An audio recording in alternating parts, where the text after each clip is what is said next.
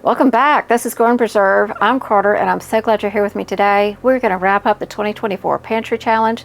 That is the Three Rivers Challenge hosted by Jessica over at Three Rivers Homestead, where the first couple of months of every year, we do our best to stay out of the grocery store. We want to work on going through our stash in the pantry, in the freezer, in the garden, whatever it is we can grow indoors, whatever else we have on hand. We want to get through all of that, make sure that we are using what we have worked so hard to preserve, and to make sure that we are preserving and storing the right things still. Because, you know, I don't know about you guys, but our tastes change and we move in and out of, you know, different routines and things. So I do want to make sure that I'm staying current on that and not, you know, have my head stuck back in, you know, 2017 when we were eating such and such a way, right? So you want to keep up to date and make sure that your efforts are matching your needs. So I want to just take 1 second and say thank you to our sponsor today, Typhur. I'm going to tell you more about them later. I'll give a totally proper introduction, but I did want to say that they have been a real lifesaver for me this month. It was, the timing on this could not have been any better, and you will see why shortly. All right, so today's flow, we're going to take a look at some of the meals that we had this month. As you'll recall, in January, I did a weekly video on what we were eating and kind of went through everything. I didn't do that in February, as we discussed, because there were just a lot of repeats. You know, how many times do you want to watch me make steak and salad, right? So anyway, I just have a few highlights, and we'll go up and we'll take a look at those, and then we'll come back down and we'll talk about the impact that we had on the pantry, how well it served me or did not serve me in this period of our lives, what else went well, and where my shortcomings were for the Pantry Challenge this year. So I'm excited. Let's get into it. I'll meet you upstairs. All right, this morning we have a special guest. When I made my breakfast this morning, David wasn't quite ready. And then he saw what I came up with, and he said, "Oh, you have to teach me how to do that." So I said, "Fine, use the air fryer." Well, he walked in and said, "You better show me how to use that thing." So we're going to show him just how easy it is to make cheese toast in an air fryer, and then he knows how to fry some eggs and put them on top. So here we go. You ready? All right, I'm going to bring you in. All right, David. Okay, what do I do? Push the little button that is partially lit there. This one? Yep. Okay, now find broil. I have my glasses on. Broil. Okay, now take the time down to 5 minutes. Okay. Okay, let's see your cheese toast. It's going to go in. There we go. All right, open it up. The whole plate? Huh? No, don't put the plate in there, just the toast. Okay. All right, slide it back in. And there's your start button. Well, that's pretty easy. Yeah. So here we go. Open it up. Let's Ooh, see that cheese looks toast. good. It does look amazing. No wonder I wanted it. I know, right? Yeah, that's awesome. Okay, let's get that out. And then I'll just show everybody your eggs too. Look at that. That's awesome. Yeah. I'm going to do this, All right. and I'm going to do this. Oh yeah, baby, that's a breakfast. I want to offer a huge thank you to today's sponsor, Typhur. This is the Typhur Dome Air Fryer. As you may know, during this pantry challenge that we've been in the past 2 months, my kitchen has been being remodeled. I spent a couple of weeks without a stovetop. I spent some time without ovens as well. And this thing has made so many of our meals for the past 2.5, 3 weeks. I think I've used it every single day since. So I want to show you some of the features that I particularly love about the Typhur Dome Air Fryer. And then I'm going to get into showing you how I used it over the past month. First thing I want to show you is the size of the basket. Let's take a look because it's pretty shockingly different. Here's the Typhur Dome basket. Here's my previous air fryer basket. I hope you can see the difference because it is quite substantial. All right, so let's talk about the height of these two because that is a clear difference. We have the size, clear difference, height, a clear difference. So what will this one do that this one won't do? This one will hold a whole baked potato if you do your baked potatoes in the air fryer. I don't, never have. don't foresee doing that. But should I ever want to do that, I actually have an oven, and I think I'll do it in there. Or better yet, cook it in the microwave, slice it in half, do a twice baked potato with some cheese and sour cream, and stick it under the broiler in here. Let's see how loud this is going to be. I'm going to put it on air fry, and here we go. You ready? It's on.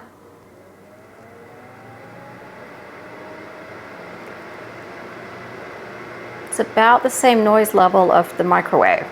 So I can easily talk over it. David can watch TV over it. So there are a couple things I do want to mention before I leave my little talk about the Typhur Dome air fryer. It is a heavy piece of equipment. So while you can move it around, I can move it back and forth, I don't necessarily want to. So my goal was to have a permanent spot for it, and I am fortunate enough to have a permanent spot for it. So that's something you need to think about if you are looking into getting a Typhur Dome air fryer. The second thing is the price. It is not an inexpensive piece of equipment, but if you are in the market for a quality, multi-purpose kitchen appliance, this might be something you want to consider.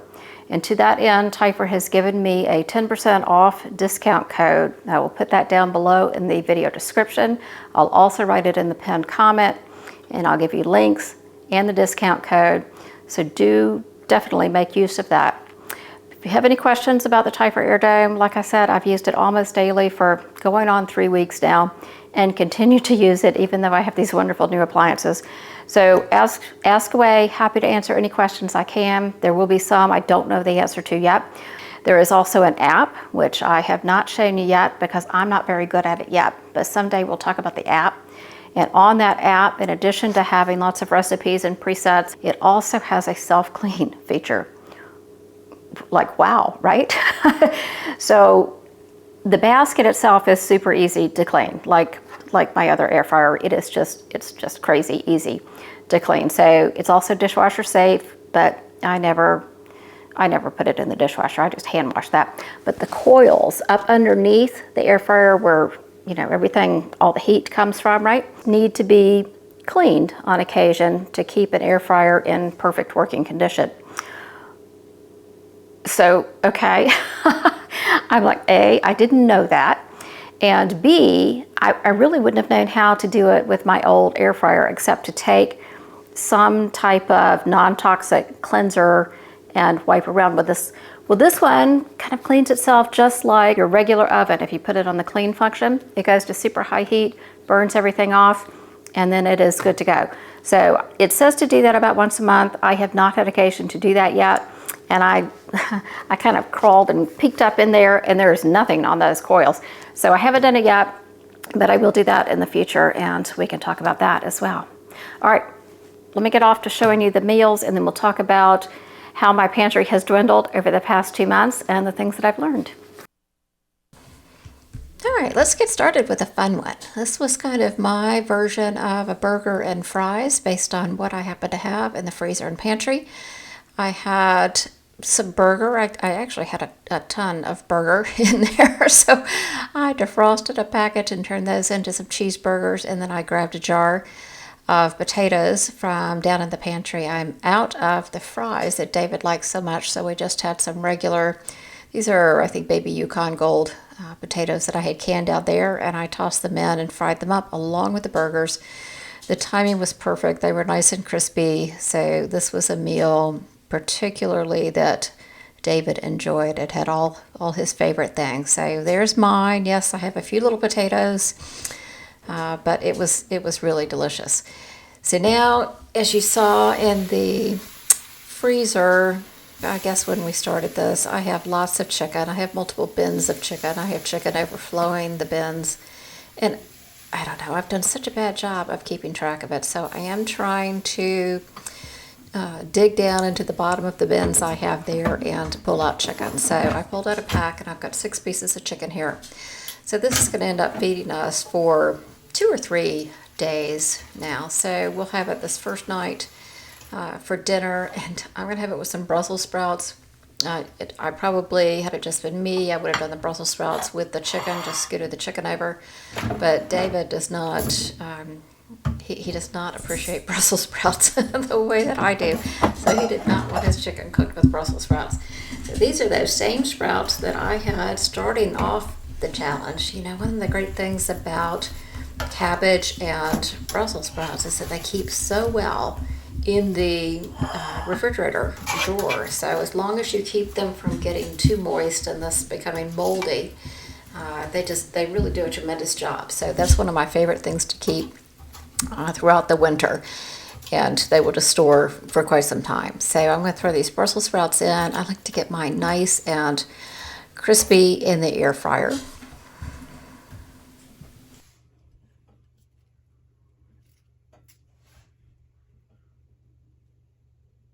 So the next night here is just a remix of leftover chicken and leftover potatoes from the night before.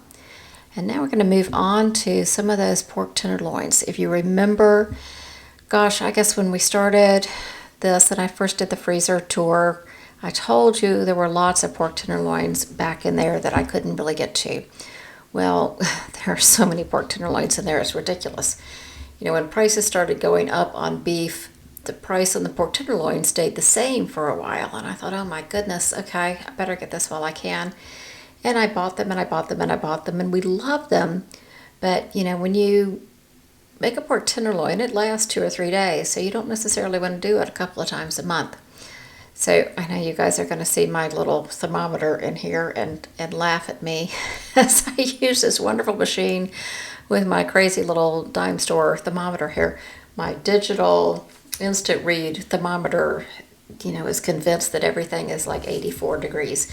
So I have finally given up on that, and I'm trying to make do with what I have. But we had pork tenderloin. It was absolutely delicious. It fit beautifully in this. I was able to do a whole pork tenderloin. Quite frankly, I could have done 2 had we been having guests. And we enjoyed that for several days, had it as leftovers, and for lunch the next day as well. So in addition to some item presets on this air fryer, like it has settings for steak or bacon or wings or frozen even, it also has different functions to use. So it's not just air fry, that's one of the functions, but then you can also roast, broil, toast, and dehydrate in it. So I wanted to try a bit of everything. Here is pretty much the end of our hero no-carb bread. I wanted to toast that up. And we were just having 2 sandwiches this night. We did a lot of London broils. As you saw in the freezer, I had several of those. And so for Valentine's, we didn't really want to go out, so I found a couple of good steaks in the freezer, and we made those. And then I tried a little dehydrating project. This was David's doing these apples. I did not go purchase the apples, but he did. He came home with 2 apples. And I said, well, okay, let me see, you know, about this dehydrate in the air fryer thing. So it took about maybe half an apple. I did it on 1/16 of an inch, and I put them in there and thought I would make David a snack. And I thought these turned out great. They actually have in the instructions that come with the air fryer several suggestions of times and settings to do specific items, in addition to those that are listed on the air fryer itself. So for the apple, it wanted me to use 200 degrees, and it was for 2 hours. You know, I didn't know what to expect. It would take several hours in my regular little Nesco dehydrator.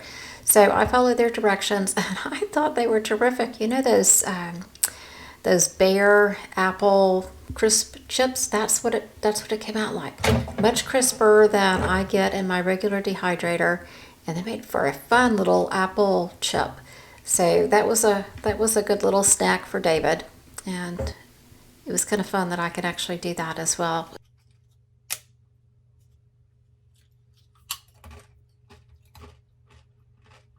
So I had a couple of goals for this year's pantry challenge. I wanted to make sure that I was stocking the right stuff. I wanted to make sure that my quantities were kind of on target. I really primarily wanted to clean out my freezer, and I'll take you through and show you. This is my big garage freezer. It's an upright freezer, and it is had become, kind of still is, had become a disaster. Everything was just shoved in there. I didn't know what was behind anything. I couldn't get anything organized. It was a mess. So it's still not neat and tidy, but I can actually see in there. I can actually tell you what I have in there, and that is so exciting to me. I cannot even tell you. So I have a little bit more work to do, as you'll see, and we'll talk about that in a minute. But I wanted to talk to you first about the canning pantry. Now, when we started this, I had fronted everything. I brought everything to the front, and I was determined not to slide things forward as I used them, right? Because I like it to always look pretty. So it was kind of a painful couple of months for me to let it look untidy in here.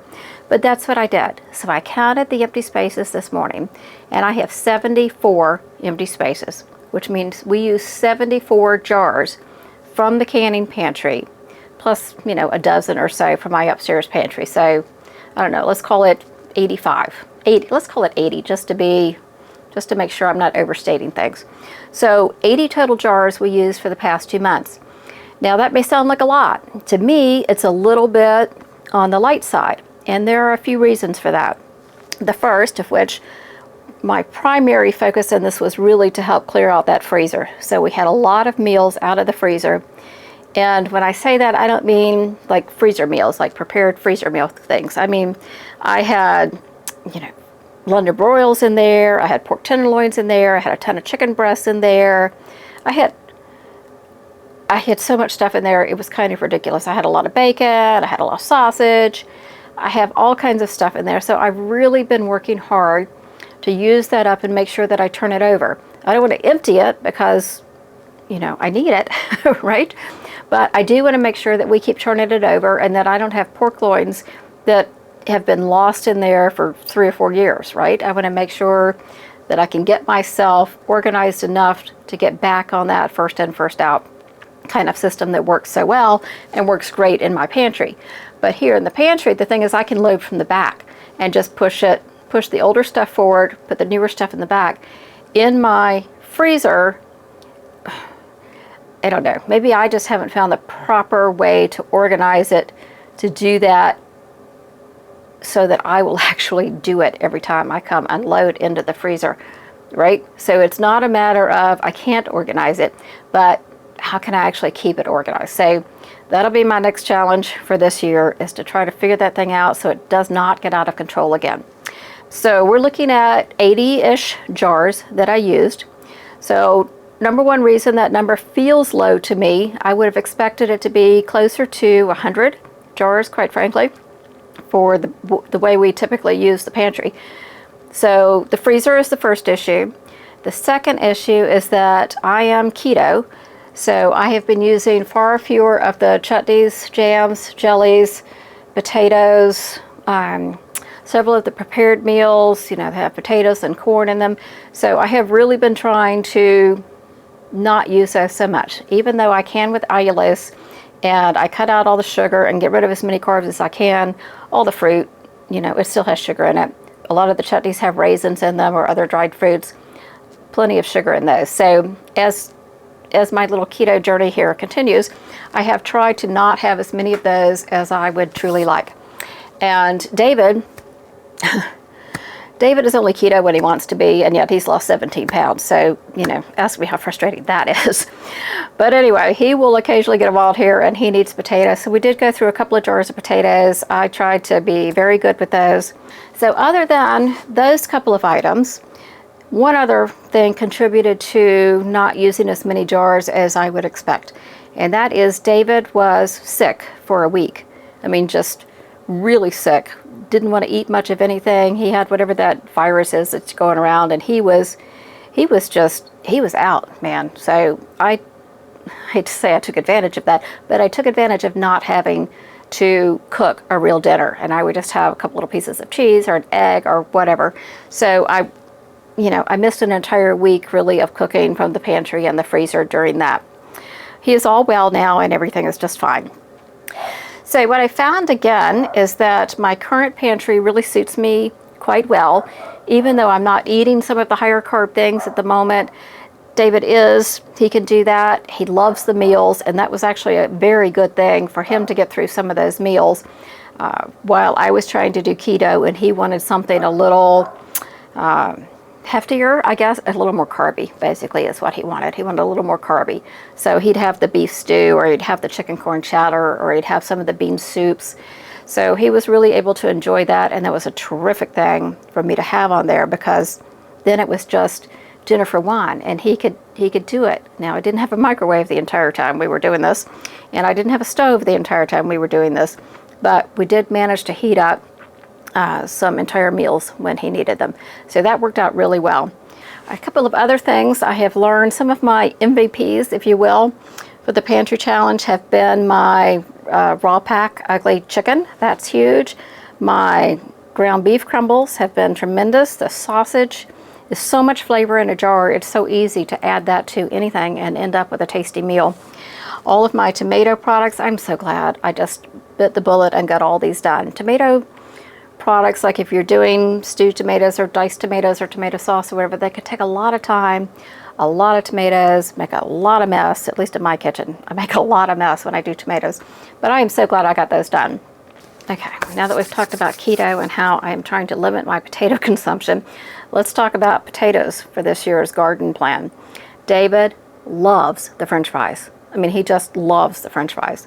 So I have ordered, and by now received, lots of white potatoes that I'll be planting this year, so that I can make a bunch of French fries.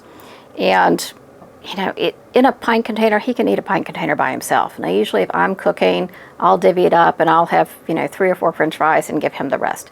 But he could easily eat the whole one. So if I'm clearly going to be keto longer than he is, but it's a size that he could totally eat by himself and not have to worry.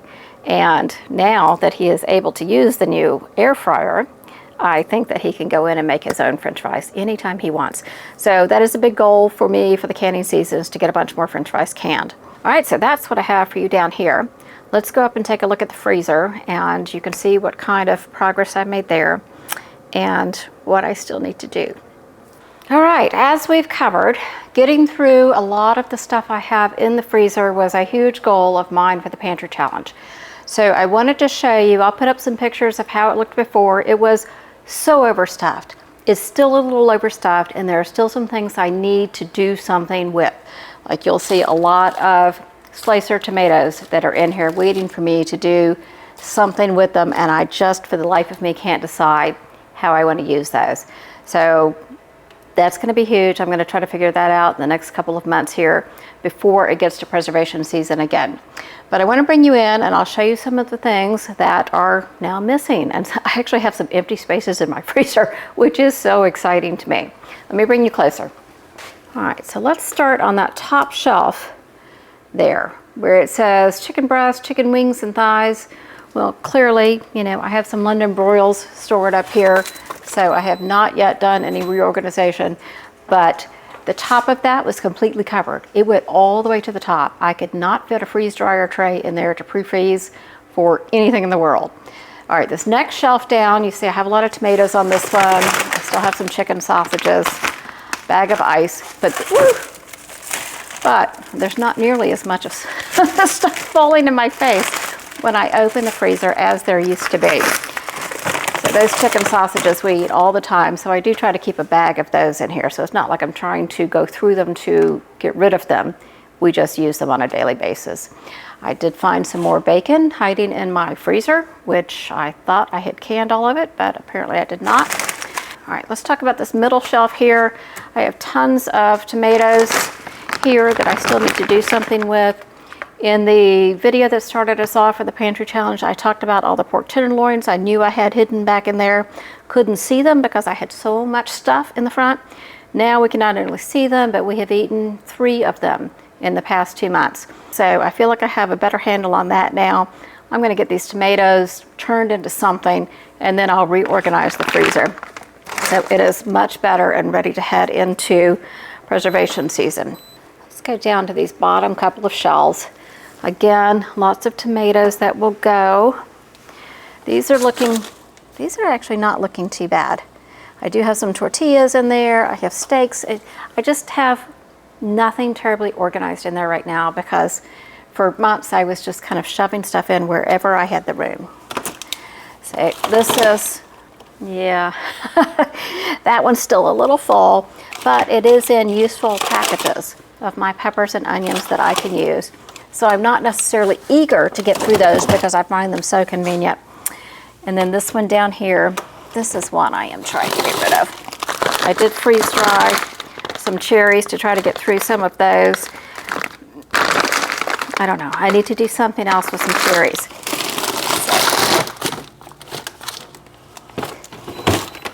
So I'm thinking maybe a cherry barbecue sauce or a cherry bourbon sauce or something needs to be done with the cherries, because I really wasn't necessarily thrilled with the way they freeze dried because there's so much sugar in them, they just crystallize on the outside. All right, let's talk about the door side now. I have some ribs that are gone from that top shelf. That is really good news because they take up so much room. You can see here, I think,